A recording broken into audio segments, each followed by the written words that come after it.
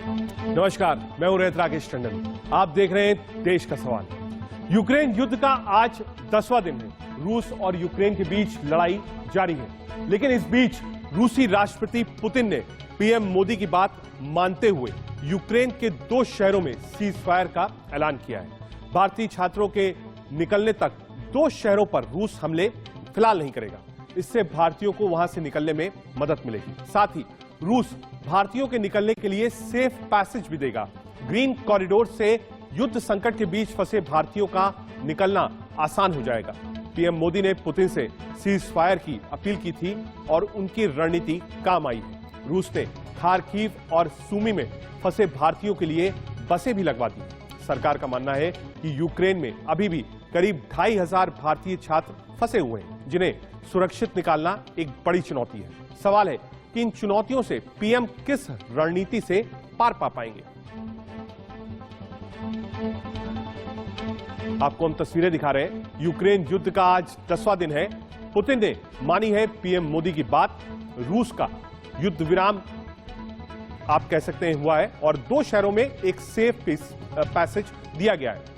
Ukraine के Irpin इलाके में 2 विमान उड़ते नजर आ रहे हैं। कुछ ही सेकंड में 2 बड़े धमाके सुनाई देते हैं, जिसके बाद धुआं उठता है और दिखाई पड़ता है। आशंका जताई जा रही है कि ये दोनों विमान, जी हां, आप वॉल पर ये विजुअल्स देख सकते हैं। यूक्रेन के इरपिन में बड़ा धमाका, रूसी विमानों को गिराने की आशंका है। देखिए, आपको एक बार मैं फिर से इस विजुअल्स को प्ले करके दिखाऊंगा। एक बार फिर से रिप्ले अगर हो ये विजुअल्स। आप देखिए, ये जहाज था और जो आवाज है वो साफ लग रही है कि ये जो फाइटर प्लेन था रूस का, उसको यूक्रेन ने मार के गिरा दिया है। हम बार बार आपको ये तस्वीरें दिखा रहे हैं। बार बार यूक्रेन इस बात का दावा भी कर रहा है। आप बिल्कुल पेड़ के ऊपर की साइड देखेंगे, एक फाइटर है, बाकायदा उसकी आवाज से समझ में आ रहा है कि वो एक फाइटर प्लेन है। और वो फाइटर प्लेन आता है और फिर जो आवाज आती है, पता ही चलता है कि इसको मार के गिरा दिया गया है।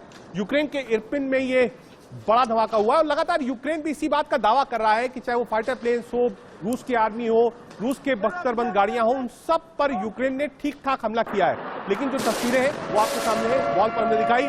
सायरन की आवाज। बड़ी खबर इस वक्त की, ब्रिटिश प्रधानमंत्री बोरिस जॉनसन का बयान आया है। रूस पर और सख्त प्रतिबंध लगाए जाएंगे। जी हां, जॉनसन ने कहा है ब्रिटिश नागरिकों से तुरंत रूस छोड़ने को कहा है। बड़ी खबर इस वक्त की आपको बता रहे हैं। वॉल पे देखिए, बड़ी खबर इस वक्त की, रूस पर और सख्त प्रतिबंध लगाए जाएंगे। जॉनसन ने ये बात कही है, बोरिस जॉनसन ने ये बात कही और कहा है, हिदायत भी दी है कि जितने भी ब्रिटिश नागरिक हो वो तुरंत रूस छोड़ दें। ब्रिटिश प्रधानमंत्री बोरिस जॉनसन का बड़ा बयान वॉल पर आपके सामने। कुछ तस्वीरें वॉल पर है और ये तस्वीरें हम आपको दिखा रहे हैं। ये ड्रोन से ली गई तस्वीरें और ये देखिए, ये जो बख्तरबंद गाड़ियों की बात हो रही थी कि कहां से ये गाड़ियां चल रही हैं, आप ये देख सकते हैं। और इसका बाकायदा एक वीडियो भी जारी किया था रूसी सेना ने। और वॉल पर आप ये तस्वीरें देख रहे हैं, ये सैटेलाइट इमेजेस है जो हम आपको दिखा रहे हैं। और देखिए किस तरीके से कीव की ओर ये काफिला बढ़ रहा है। दावा यही था, 64 किलोमीटर लंबा काफिला है, लेकिन ये काफिला अभी तक पहुंचा नहीं है। और चेरनीव में रूसी विमान को मार गिराया गया है। ये विजुअल्स हम आपको दिखा रहे हैं। आप आसमान में देख सकते हैं, विमान उड़ रहा था इसके पहले जो हमने आपको तस्वीर दिखाई थी, और ये उसके बाद मार कर उस फाइटर प्लेन को गिराया गया। और पब्लिक जो है नीचे जो वीडियो बना रही थी, वो भी तस्वीर आपके सामने।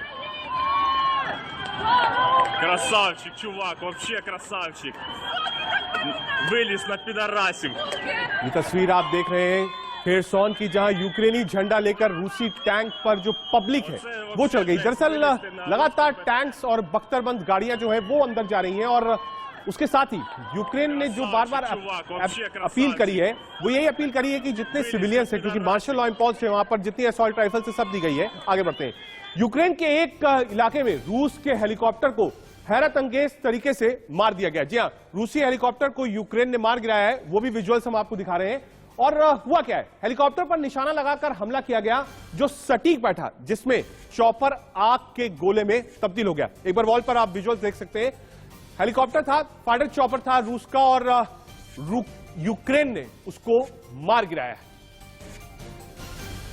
ये तस्वीरें हैं जो लगातार हमको मिल रही है। हम कोशिश यही कर रहे हैं कि ये तस्वीरें हम आपको लगातार दिखाते रहें। जो अपडेट्स है वो भी आपको बताने की कोशिश कर रहे हैं। और ये जो चॉपर था वो कैसे मारकर गिराया गया है, वो तस्वीर आपकी स्क्रीन पर। यूक्रेन के मेलिटोपोल में लोगों ने रूस की सेना का जोरदार विरोध किया है। यहां एक वक्त ऐसी स्थिति हो गई जब सेना को पीछे हटना पड़ा और फायरिंग करनी पड़ गई। वहीं स्थानीय लोग यूक्रेन का झंडा हाथों में लेकर रूसी सेना का विरोध करते हुए भी आगे बढ़े।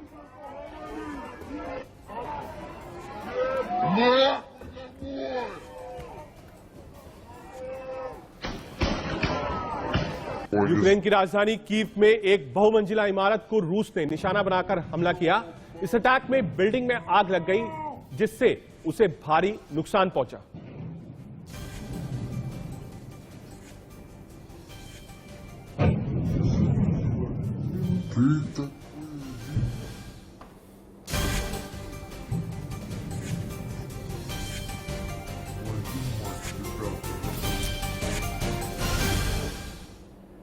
बड़ा सवाल आज का यही है कि ये जो सीज फायर का अनाउंसमेंट है, क्या ये भारत की बड़ी कूटनीतिक जीत है? पहला, ज़ेलेंस्की ने दावा किया कि राष्ट्रपति भवन पर भी अटैक किया गया। जो तस्वीरें हैं वो साफ दिखा रही हैं कि लगभग कीव और खार्किव रूस के बिल्कुल करीब है। क्या है कूटनीतिक भविष्य आगे भारत का? साथ ही साथ ये भी समझेंगे कि रूस को अभी कितना वक्त और लगेगा कीव और खार्किव और उसके बाद यूक्रेन पर आगे बढ़ने के लिए। एक बड़ा पैनल हमारे साथ है। लेफ्टिनेंट जनरल रिटायर्ड राज काद्यान जी हमसे जुड़ रहे हैं रक्षा विशेषज्ञ के रूप में। कर्नल रिटायर्ड निखिल श्रीवास्तव जी हैं, न्यूक्लियर डिफेंस एक्सपर्ट हमारे साथ हैं। प्रोफेसर आसिफ रमीज दाऊदी साहब हैं, विदेशी मामलों के जानकार हैं। और साथ ही साथ आलोक मेहता सर है, एडिटोरियल डायरेक्टर इंडिया न्यूज के। आप सभी का बहुत स्वागत है। आलोक सर, आपसे ही शुरुआत करते हैं। 10 दिन पूरे हो गए, जो 1, 2, 3 दिन की कहानी थी वो खत्म हो चुकी है। आसान नहीं है जो कीव और खार्किव की लड़ाई है, बहुत आसान नहीं है यूक्रेन की लड़ाई। अभी हमने बोरिस जॉनसन को सुना, उन्होंने कहा कि साहब और ज्यादा प्रतिबंध लगाएंगे, जितने भी रूसी नागरिक हैं वो बाहर आ जाए। अमेरिका का एक सख्त रुख है। वर्ल्ड जो पोलराइज हो रहा है, जो कंट्रीज आप कह सकते हैं अपने एमिनेंस छोड़ रहे हैं, एक नए गुट तैयार हो रहे हैं, किस तरीके से देखते हैं वर्ल्ड पॉलिटिक्स को आप? आलोक सर। देखिए रजत, इस तरह का जो मामला है इसमें भारत की स्थिति बहुत ही तटस्थ वाली है। और आप देखिए इतनी बार जो बात की गई, पहले तो भारतीयों की सुरक्षा के लिए भारत सरकार ने किया, कोई सरकार, देखिए नेहरू सरकार से लेकर के नरेंद्र तक रशिया के साथ हमारे जो संबंध रहे, हम उस महाविनाश के खिलाफ हैं। उसके परमाणु के मुद्दे पर भी प्राइम मिनिस्टर ने बात की है। तो मुझे लगता है कि भारत ये चाहता है कि किसी तरह से पहले तो भारतीयों को निकाला जाए और इसको आगे युद्ध को कैसे जल्दी से जल्दी खत्म किया जाए। यही संयुक्त राष्ट्र में भी हमारा स्टैंड है। लेकिन हाँ, वोटिंग में आपने ठीक कहा कि बढ़ रहा है, लेकिन आप देखिए अमेरिका कितनी चतुराई से, और नेटो ने आज साफ कह दिया, और आपने यदि यूक्रेन के राष्ट्रपति का हम लोगों ने भी चलाया है थोड़ी देर पहले, यूक्रेन के राष्ट्रपति कह रहे थे वो तो धोखा दे रहे हैं, क्योंकि अमेरिका और नेटो वहां अपनी सेना नहीं भेजना चाहता। वो खाली कहता हथियार से तुम लड़ो, जो अफगानिस्तान में तालिबान के साथ किया गया, वर्षों तक तालिबान को हथियार दिए गए, पाकिस्तान को हथियार दिए गए। तो पश्चिमी देशों ने, ये ब्रिटेन के ठीक है वो प्रतिबंध, और आप देखिए कल ही ट्रंप के राष्ट्रपति, ट्रंप जो पूर्व राष्ट्रपति थे, उनके जो सुरक्षा सलाहकार हैं, उन्होंने बाकायदा भारतीय मीडिया को कई इंटरव्यूज दिए हैं, हमारे चैनल के जो सहयोगी उनको भी दिए, और उन्होंने बाकायदा ये कहा है कि प्रतिबंधों का कोई असर नहीं पड़ता है, खास करके रशिया जैसे देशों का। और आपको याद हो रजत जी, हम लोगों पर भी परमाणु परीक्षण के बाद अमेरिका ने प्रतिबंध लगाए, कुछ ऐसे लगाए थे। तो आर्थिक प्रतिबंध का थोड़ा असर तो पड़ेगा पूरी आर्थिक व्यवस्था पर। आलोक से देखिए, ये सही है। रूस और पुतिन परिपक्व सीजन नेता है, कोई नए नेता नहीं है। और जो पीछे हिस्ट्री है पुतिन की, इतना तो उन्हें पता ही होगा कि कौन उनके साथ खड़ा होगा, कौन नहीं। इतना कैलकुलेशन होगा, प्रतिबंध लगेंगे, एयर स्पेस बंद होगा, ये कैलकुलेशन तो व्लादिमीर पुतिन करके चल रहे होंगे। ये सोचना और ख्याल रखना कि ये उनके दिमाग में नहीं होगा। एक वैकल्पिक सिस्टम उन्होंने अपने लिए तैयार कर रखा था रूस के लिए। हाँ, लेकिन इससे दूसरा पहलू और है, क्योंकि यूक्रेन की ने जिस तरह से जवाब दिया है और जनता जिस तरह सड़कों पे आकर के टैंकों पे जाकर के भी खड़ी होने रही है, ये जो केजीबी के चीफ हैं वो कागज पर तो नक्शा ये वो जासूसी कर सकते हैं, जनता की भावनाओं को देखिए, नफ्स को लोकप्रिय नेता ही पहचान सकता है, तानाशाह नहीं पहचान सकता। ये भी साबित हो रहा है। तो भारत उस जनता के साथ है, और मेरा ये मानना है कि ये रशियन उनको भी सोचना होगा। इसलिए 2 इलाकों में आज उन्होंने क्यों किया है, भारत का भी प्रयास है और भी देशों ने कहा होगा, लेकिन विदेशी नागरिकों को वहां से सुरक्षित निकलने के लिए उसने सीज फायर की घोषणा की। ठीक है, लेकिन एक पहल है आलोक सर, एक पहल है। आऊंगा आपके पास, हमारे साथ लेफ्टिनेंट जनरल रिटायर्ड राज काद्यान जी भी जुड़े हैं। राज काद्यान जी, अब तक कोई भी ऐसी नसीहत नहीं थी जो रूस ने मानी हो। पहले दिन रूस ने बहुत साफ कर दिया था, कोई बीच में आएगा तो वो भी अंजाम भुगतने के लिए तैयार रहे। ऐसे में सीजफायर करना एक पहला स्टेप हम मानेंगे, बिगिनिंग मानेंगे कि कम से कम कुछ तो होने लगा कि हाँ शायद कुछ स्पेस है, कुछ दिमाग में एक वैकल्पिक रास्ता हो सकता है व्लादिमीर पुतिन के। देखिए, पुतिन का इरादा बिल्कुल अटल है। उन्होंने 3 दिन पहले फ्रेंच प्रेसिडेंट के साथ इंटरव्यू में कहा था कि हमारा युद्ध योजना के अनुसार चल रहा है। एक लड़ाई जो यूक्रेन जीत रहा है पश्चिमी देशों की मदद से, वो है प्रोपेगेंडा वार। हम सबको ओपिनियन मोल्ड की जा रही है कि जेलेंस्की बहुत बहादुर एक नेता है और वो डेमन है पुतिन। हम सबको बताया गया है कि हर यूक्रेनियन में नेशनलिस्ट भावनाएं हैं, बड़ा मादा है, लेकिन रशिया में भी कुछ मादा होगा, उसकी कोई खबर नहीं आएगी। एक हेलीकॉप्टर अगर रशिया का गिराया जाता है, बाहर में दोनों तरफ के नुकसान होते हैं, वो दुनिया को दिखाया जाएगा। तो ये प्रोपेगेंडा वार भी अपने आप में बहुत जरूरी है, जिसमें लगातार यूक्रेन की मदद हो रही है। पूरा वेस्टर्न मीडिया रशिया के खिलाफ है और ये कोई नई बात नहीं। प्रोपेगेंडा वार या साइकोलॉजिकल वारफेयर, महाभारत में अश्वत्थामा की डेथ भी ऐसे ही झूठ मूठ बताई गई थी कि एम हासिल करने के लिए। लेकिन रशिया अपने इरादों में अटल है और उसका उद्देश्य है यूक्रेन पर कब्जा करना, वो करेगा। आज जो सीज फायर ऑर्डर करी है, मैं समझता हूँ रशिया के लिए एक बड़ा अच्छा कदम है। भारत की रिक्वेस्ट पे किया है कि भाई लिमिटेड टाइम के लिए लिमिटेड एरिया में सीज फायर की जाए, ताकि जो लोग फंसे हुए हैं, हमारे भी बहुत बच्चे हैं, वो आसानी से निकल सके। तो ये एक बड़ा मैच्योर एक्शन है। बाकी जो हम देखते हैं सुनते हैं, उसको जरा हमको ध्यान से विश्लेषण करना चाहिए कि इसमें कितनी सच्चाई है, कितना इसमें प्रोपेगेंडा है। उसमें यूक्रेन लगातार जीत रहा है। नहीं, एक्चुअली राज कहते हैं जी, मैं इसमें एक चीज जोड़ना चाहूंगा। आपने बिल्कुल वाजिब बात कही है, मैं आपकी बात से पूर्णतः सहमत हूं। ये बात अलग है कि कोई भी इंसान, कोई भी लीडर अपने सेंसेस में रहेगा, वो न्यूक्लियर वेपन को यूज नहीं करेगा। बिकॉज न्यूक्लियर वेपन का यूज का मतलब होता है म्यूचुअल एश्योर्ड डिस्ट्रक्शन। अगर आपने न्यूक्लियर वेपन यूज किया, वो यूएस का और यूरोपियन कंट्रीज का जो है हैंड फोर्स कर देगा आपके खिलाफ मिलिटरीली उतरने के लिए, मिलिटरी कार्रवाई करने के लिए। तो ये एस्केलेशन बढ़ जाएगा। एंड डर इस बात का है कि आप वर्ल्ड वॉर 2, वर्ल्ड वॉर 1 की हिस्ट्री में जाइए, इसी तरह एस्केलेशंस हुए और बढ़ते बढ़ते वो लड़ाइयां जो है 4-4, 5-5 साल तक। ये मेरे ख्याल से तो what you call it is of a deterrence value. ठीक है। और दूसरी बात यह है कि अगर आप देखिएगा तो पुतिन जो है वो टॉक्स के लिए भी तैयार हो गए, और वो 6 घंटे का जो उन्होंने मयाद दिया है for evacuation of foreigners, that is also a sign that things will not go, उस दूर तक जो है चीजें जाएंगी। ठीक है। हमारे साथ प्रोफेसर आसिफ रमीज दाऊदी साहब भी हैं, दुबई से लाइव हमसे जुड़ रहे हैं। दाऊदी साहब, लगभग 4-5 दिन हमारी आपकी इसी मुद्दे पर बातचीत हुई और रूस ने कोई भी तेवर अपने, आप कह सकते हैं, नरम नहीं किए। आज जो एक भारत ने पहल की, जो एक क्रेडिट जा रहा है, जिसमें एक ग्रीन कॉरिडोर बनाने की बात हुई, 3 पोस्ट देने की बात हुई जहां से आप भारतीय छात्रों को बाहर निकाल लीजिए, और सीज फायर की बात हुई। डिप्लोमेसी में इसको कैसे देखते हैं? सिर्फ भारत के परिप्रेक्ष्य नहीं, अगर भारत के अलावा 3 और बड़े देश मिलकर रूस से बात करें तो क्या कोई डिप्लोमेसी रंग ला सकती है? दाऊदी साहब। रजत, आपको मैं बताऊं कि ये it's an incredible achievement for India.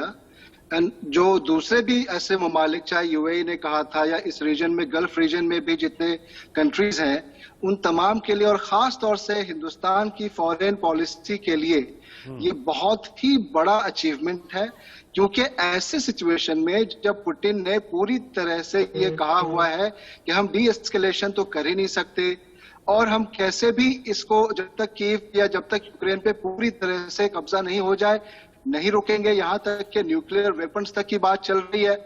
वैसे में हिंदुस्तान का ये बात करना और भारत के लिए इस तरीके का मौका मिलना और इस वॉर में इतने देर के लिए भी ये वक्त मिलना, ये बहुत ही बड़ी जीत है, बहुत ही बड़ा मौका है जिसको हमें ऑप्टिमम यूटिलाइजेशन करने की जरूरत है। जैसे अभी आपने कहा कि 7,000 से ज्यादा स्टूडेंट्स को वहां से पहले ही निकाला गया है। इन 5 घंटों में, 6 घंटों में और भी ज्यादा अगर बहुत मेहनत की जाए तो बहुत से ज्यादा और स्टूडेंट्स निकल सकते हैं। और मुझे लगता है कि बहुत जल्द और भी बड़ी हो सकता है कि जब ये बात हो गई है और नेगोशिएशन की बात अगर फर्दर आती है तो आपको पता होगा कि भारत का रुख हमेशा से एक पीस लविंग कंट्री होने के नाते यही रहा है कि हम किसी भी तरह से वॉर को, टेरर को, इन तमाम चीजों को इनकरेज नहीं करते हैं।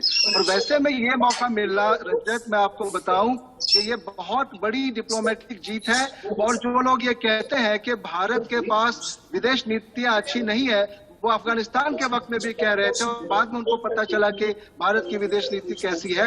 एक जमाने से भारत ने अपने तमाम हिंदुस्तानियों को जहां जहां फंसे रहे, रिकॉर्ड है, उनको निकाला है। मैं गवाह हूं खुद इसलिए कि मैं कुवैत के अंदर था, मैंने देखा है गल्फ वॉर 2 के अंदर। और आज जो मैं ये तमाम चीजें देख रहा हूं, मैं तमाम चीजों को इसको ऐसे एनालाइज करता हूं कि ये आने वाली बहुत बड़ी चीजों की एक इशारा है। क्योंकि अगर पुतिन ने ये रोका है और भारत की बात भी मानी है या उन तमाम कंट्रीज की बात मानी, इसका दूसरा पहलू एक ये भी है कि हो सकता है कि 141 कंट्रीज ने, या दूसरा जो प्रेशर है वो एक अलग मुद्दा है कि वो भी एक वजह बन सकती है इंटरनेशनल कम्युनिटी की। लेकिन इस वक्त जो भारत की वजह से ये एक बड़ा फैसला हुआ है, ये बहुत बड़ा फैसला है और इसको सही तरीके से इस्तेमाल करने की जरूरत है। और अभी आपने जो वॉरफेयर की बात की, प्रोपेगेंडा वॉरफेयर, वो सब लोग करेंगे। बहुत से लोगों की निगाहें हैं, लोग क्रिटिसाइज करते हैं और कर रहे थे कि भाई ठीक है। आपको रोकूंगा लाल साहब, इस वक्त सायरन की आवाज, बड़ी खबर, जी आपकी स्क्रीन पर बड़ी खबर इस वक्त की। मारियुपोल में रूस के ताबड़तोड़ हमले, मिसाइल और जंगी जहाजों से अटैक। रूस ने कहा मारियुपोल पर करीब कब्जा। इस वक्त की बड़ी खबर आपको बता रहे हैं, मारियुपोल पर रूस का कब्जा। बड़ी खबर इस वक्त, रूस ने दावा किया है कि मारियुपोल पर उसने कब्जा कर लिया है।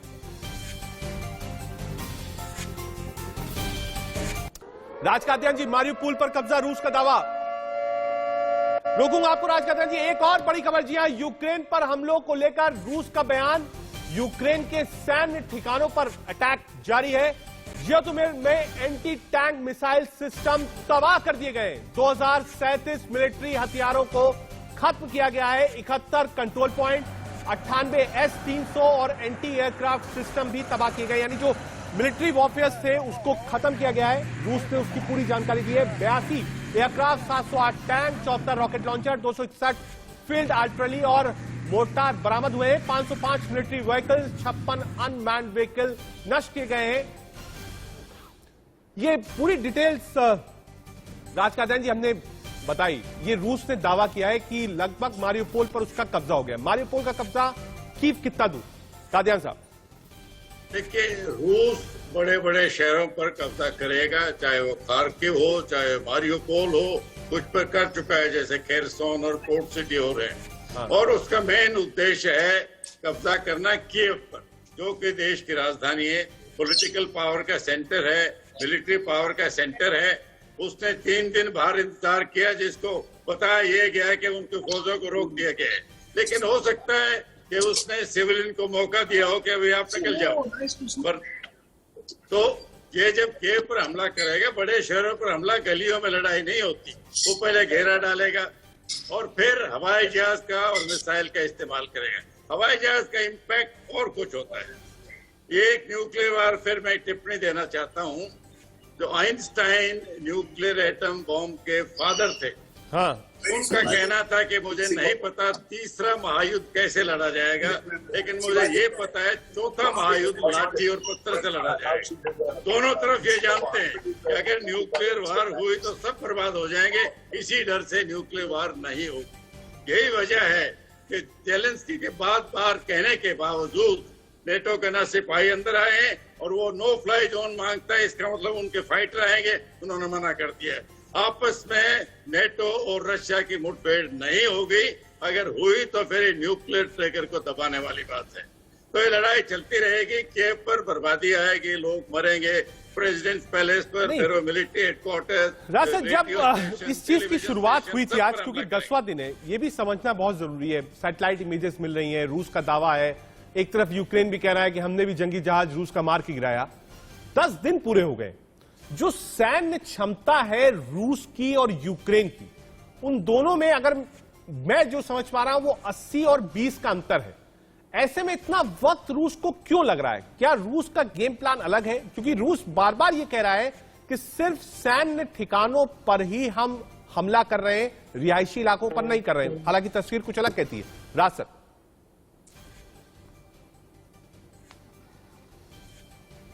सवाल मुझसे? हाँ, आप ही को जवाब देना। रासद, sorry, question is for me? Yes, for you sir. Yes yes. No, मेरा कहना है कि वार है, वार में कैजुअलिटी होंगी दोनों तरफ की। हालांकि उनकी प्राथमिकता रशिया ने शुरू से कहा है कि हम सिविलियन को नहीं मारना चाहते, और मारने से ना उनका उद्देश्य आगे बढ़ता है, ना उनको कोई फायदा होता है, बल्कि बदनामी होती है वर्ल्ड में। तो वो जो संस्थाएं हैं सरकार की, जैसे मैंने कहा प्रेसिडेंट पहले से एक टारगेट होगा, मिलिट्री हेडक्वार्टर्स टारगेट होगा, कीव में एयर डिफेंस सिस्टम होगा, वो उनका टारगेट होगा। फिर नेशनल जो सिंबल होते हैं, टेलीविजन सेंटर, रेडियो सेंटर, और कोई ऐसी संस्था जो जिसकी प्रतिष्ठा है, जो मानी जाती है गवर्नमेंट की एजेंसी, वहां हमले होंगे और कीव पर हमला होगा। लेकिन मैं ये भी कहता हूं कि वार खत्म हो जाएगी, लेकिन वारफेयर खत्म नहीं होगा। वेस्ट की तरफ से इसको गुरिल्ला वारफेयर में बदलने के इरादे हैं, साफ जाहिर है, ताकि रशिया को बांध के रखा जाए, उनको इकोनॉमिकली एग्जॉस्ट किया जाए, जैसा सोवियत यूनियन को अफगानिस्तान में किया था। ठीक है, तो ये तो लंबी लड़ाई लगेगी, अगर हम उसको लड़ाई कहते हैं, ये तो चलेगा, शांति नहीं आएगी। जी आपके पास आऊंगा, उससे पहले आलोक सर के पास चलते हैं। आलोक सर, अमेरिका की भूमिका कैसे देखते हैं आप?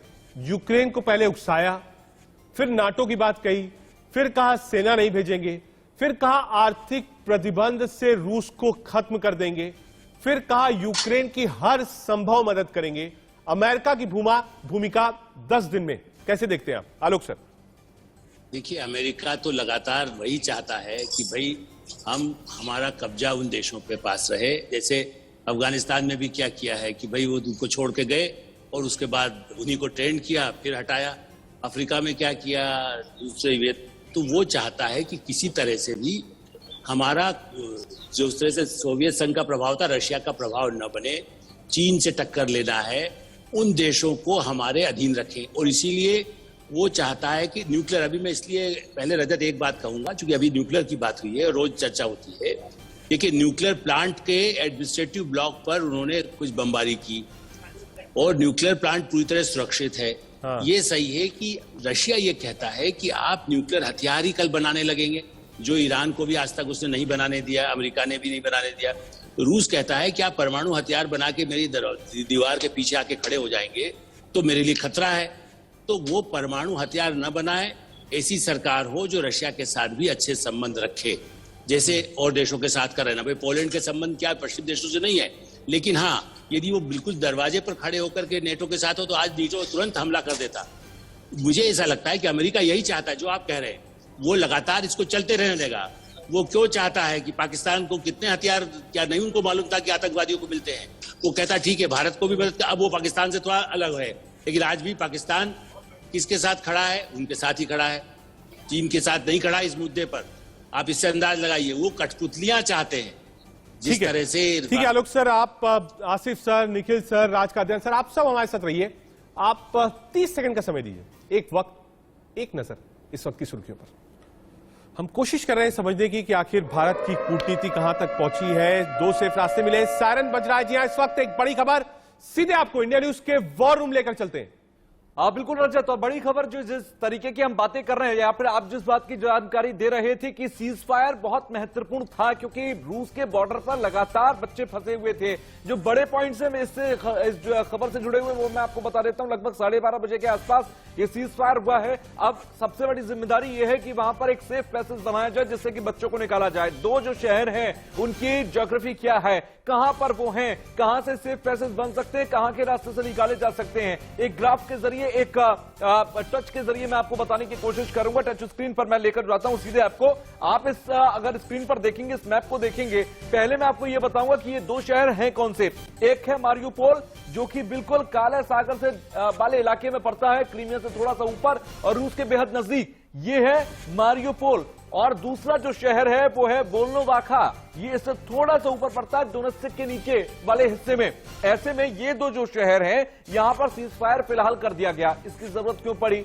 लगातार ये जो हिस्सा है ये रूस के बेहद नजदीक है, लगातार यहां पर शेलिंग हो रही है, जिसकी वजह से हजारों की तादाद में मानकर चला जा रहा है कि यहां पर कई देशों के बच्चे फंसे हुए हैं, भारत के भी कई हजार में यहां पर बच्चे फंसे हुए हैं। तो अब आपकी जिम्मेदारी यह है कि आप यहां से इन बच्चों को कीजिए इवैक्यूएट। लेकिन इवैक्यूएट कैसे किया जाए? अभी जो स्थिति है, यहां से अगर मैं मानूं कि बच्चों को रोमानिया, पोलैंड, हंगरी, स्लोवाकिया के रास्ते से निकालना है, तो बच्चों को यहां से इतना लंबा एक रास्ता तय करना होगा, और इतना लंबा रास्ता तय करना बेहद मुश्किल है ऐसे समय में जब लगातार शेलिंग हो रही हो, एयर स्ट्राइक हो रहे हो।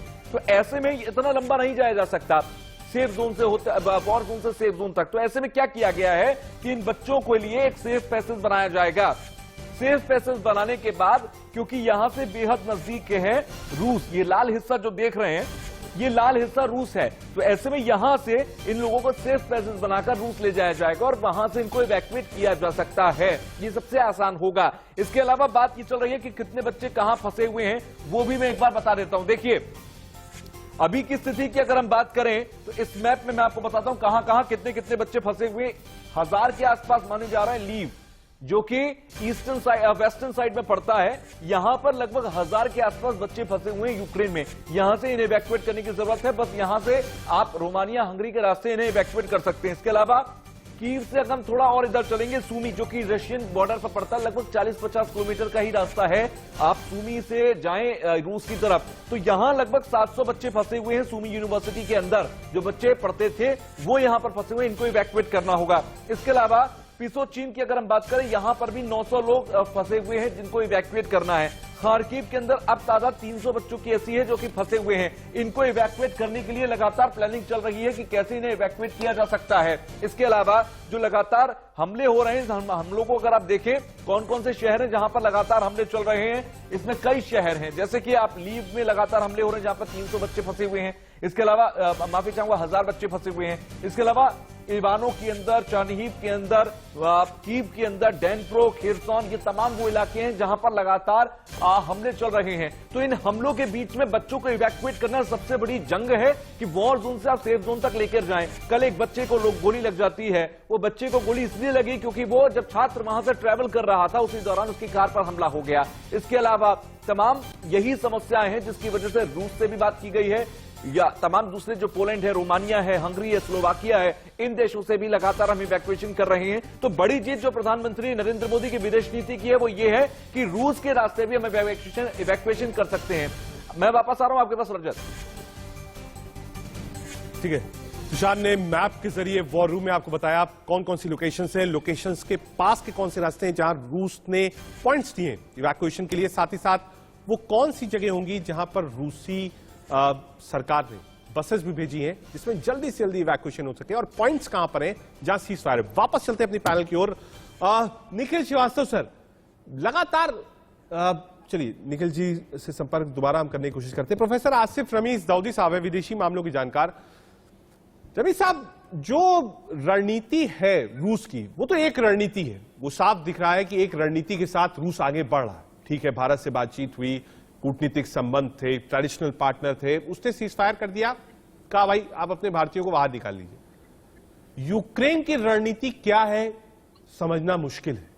किस सोच के साथ ज़ेलेंस्की बढ़ रहे हैं यह भी समझना मुश्किल है। वहां के राष्ट्रपति भवन के ऊपर अटैक होता है, वो ट्वीट करते हैं, ये सारी चीज सबके सामने है। कीव पर कुछ घंटों का समय बचा है। ऐसे में अब आगे की रणनीति ज़ेलेंस्की की क्या होनी चाहिए? रजत, आपका ये सवाल बहुत ही बढ़िया है, बहुत रिलेवेंट भी है, क्योंकि सबके जहन में ये बात आ रही है कि आगे की रणनीति क्या हो सकती है ज़ेलेंस्की की।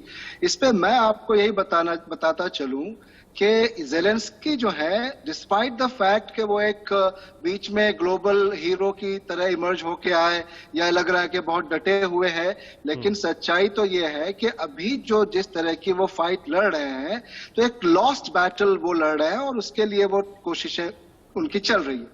अभी जैसे हमारे दूसरे पैनलिस्ट ने भी ये कहा था कि वॉर में जब एक प्रोपेगेंडा वॉर जब होता है, उसमें वेस्टर्न पूरी मीडिया, वेस्टर्न पूरी टीम वो कहीं ना कहीं उन तमाम चीजों को दिखाने की कोशिश कर रही है, और कैसे भी कि ज़ेलेंस्की बहुत ही स्ट्रांगली इस चीज को रिटेलिएट कर रहे हैं या उस पर डटे हुए हैं, क्योंकि वहां की जो सिविलियन है जिनके हाथ में हथियार दे दिया गया है, जो लड़ाई कर रहे हैं, उनका मनोबल जो है वो टूटे नहीं। लेकिन आगे देखें कि ये वॉर कैसे भी टलता जा रहा है, लेकिन एक अहम मुद्दा जो आपसे मैं शेयर करना चाहूंगा अपनी एनालिसिस के जरिए, वो यही है कि अभी अचानक से, ठीक है, हिंदुस्तान के साथ, भारत के साथ रशिया के ट्रेडिशनल रिलेशन है, और पुतिन ने ये बात मानी और कैसे भी एक सेफ पैसेज दिया, लेकिन इसके पीछे बहुत बड़ा एक सवालिया निशान भी है। इतने दिन हो गए, 10 दिन हो गए वॉर को चलते हुए, और आपको अंदाजा हो जाएगा अभी कि कैसे अगर वो अपने फ्रेंडली कंट्रीज को, या जो भी इंटरनेशनल वहां पे फॉरेनर स्टूडेंट्स हैं या सिटीजन्स हैं, उनको निकालने के लिए अगर वो सेफ पैसेज दे रहे हैं, तो कहीं ना कहीं वो उनके पास सामने जो एक ह्यूमन एक होता है ना, रुकावट आ रही है कि उसको पूरी तरह से शायद वो और कुछ ज्यादा बड़ा करना चाहते हो। ये प्लानिंग के साथ कुछ देर के लिए उन्होंने ये टेम्पररी सीजफायर किया है, तो हम इसको आने वाले दिनों में बहुत सी चीजों को और एक्सपेक्ट कर सकते हैं। अभी अभी आपकी खबरों में ही दिखाया जा रहा था कि कैसे और भी शहरों पे कब्जा हो रहा है, तो यहाँ पे अब ज़ेलेंस्की का क्या स्टैंड हो सकता है, वो यही क्लियर है कि देखें, एयर स्पेस का तो उन्होंने जो ये रिक्वेस्ट करी थी नेटो से, वहां से मना हो गया। नेटो से तमाम फोर्सेस उनका डायरेक्ट यहाँ पे मिलिट्रीली इन्वॉल्वमेंट वो होगा ही नहीं। अब ऐसी सिचुएशन में उनके पास जो भी एम्यूनेशन हो सकती हैं, जो भी दूसरे मिलिट्रीली सपोर्ट हो सकते हैं, डिवाइसेस हो सकती हैं, वो सब तो उनको मिल सकता है, लेकिन सही बात है कि उसको चलाएगा कौन, कैसे चलेगा, तो ये बहुत बड़ा सवाल है। एक बार राज कादियान जी को लाइए। कादियान सर, ये जो एपिसोड 10 दिन से चल रहा है, और पहले जो बात हो रही थी कि डीमिलिटराइजेशन आप करिए, वहां पर एक प्रो रूस गवर्नमेंट स्थापित हो, जो अब तक बातें हो रही थी, लेकिन जो तस्वीरें हैं, जो 10 दिन है धीरे धीरे रूस बढ़ रहा है, क्या ये सिर्फ तख्ता पलट के लिए है, या रूस के दिमाग में और कुछ भी है यूक्रेन को लेकर? राज कादियान जी। देखिए, पुतिन ने शुरू से यही कहा है, जब उसके 5-6 हफ्ते तक फौजें भी इकट्ठी हुई थी यूक्रेन के 3 तरफ, उस वक्त भी उसने ये कहा था कि मुझे कोई गारंटी मिल जाए कि यूक्रेन नेटो का मेंबर नहीं मिलेगा। उसका कहना है कि जब 1991 में सोवियत यूनियन टूटा, तो एक अंडरस्टैंडिंग हुई थी कि नेटो को जर्मनी के पूर्व में नहीं बढ़ाया जाएगा, लेकिन नेटो जो 12 देशों से शुरू हुई थी, आज उसमें 30 हो चुके हैं। 5 बार अलग अलग देशों को मिलाया गया है। हर बार रशिया ने एतराज किया तो उनको कहा गया कि लेकिन डॉक्यूमेंट कहाँ है। वो अंडरस्टैंडिंग शायद वर्बली रही होगी उन दोनों गोर्बाचोव के साथ, तो इस बार वो कहते हैं मैं डॉक्यूमेंट मांग रहा हूं, नहीं तो आप फिर यही कहोगे यूक्रेन के बाद के डॉक्यूमेंट कहाँ है। हर देश अपने नजदीक खतरे को बर्दाश्त नहीं करता। अमेरिका ने भी 1962 में जब खुरुश्चोव ने वहां पर मिसाइल क्यूबा में डालना चाहिए, क्यूबा तो एक इंडिपेंडेंट कंट्री सर, वक्त की कमी, क्या जो रूसी मिलिट्री है वो कीव, खार्किव कब्जा होने के बाद क्या एक लंबे समय तक रूस की जो सेना है वो यूक्रेन में रहेगी? तस्वीरें तो यही बोल रही हैं।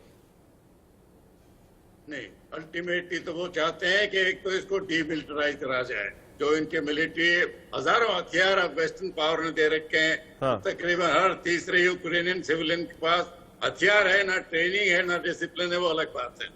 तो वो चाहते हैं डीमिलिटराइज करें और ये न्यूट्रल स्टांस रहे। अगर ज़ेलेंस्की पहले उन हफ्तों में मान लेते 24 फरवरी से पहले कि मैं कोई ऐसा प्रस्ताव अपनी पार्लियामेंट में पास नहीं करूंगा कि भाई हम नेटो में जाना चाहते हैं, तो शायद वो गारंटी मिल जाती है उनको। तो ना हाँ। नेटो ने लेकिन मुझे लगता है वो गारंटी दी, वक्त निकल चुका है। अब वो शायद जो प्रस्ताव थे, और उस समय व्लादिमीर पुतिन ने भी कहा था कि जैसे जैसे वक्त बीतेगा शर्तें बढ़ती जाएंगी। इतना संघर्ष करने के बाद अब शायद रूस भी ना माने। आज के लिए देश का सवाल में इतना ही। आप सब मेहमानों का बहुत बहुत शुक्रिया। कोशिश हमने करी समझने की कि आखिर ज़ेलेंस्की का अगला प्लान क्या होगा। जो सेफ कॉरिडोर्स मिला है रूस की तरफ से, वो भारत की एक बड़ी कूटनीतिक जीत है। एक छोटा सा ब्रेक, आप देखते रहिए।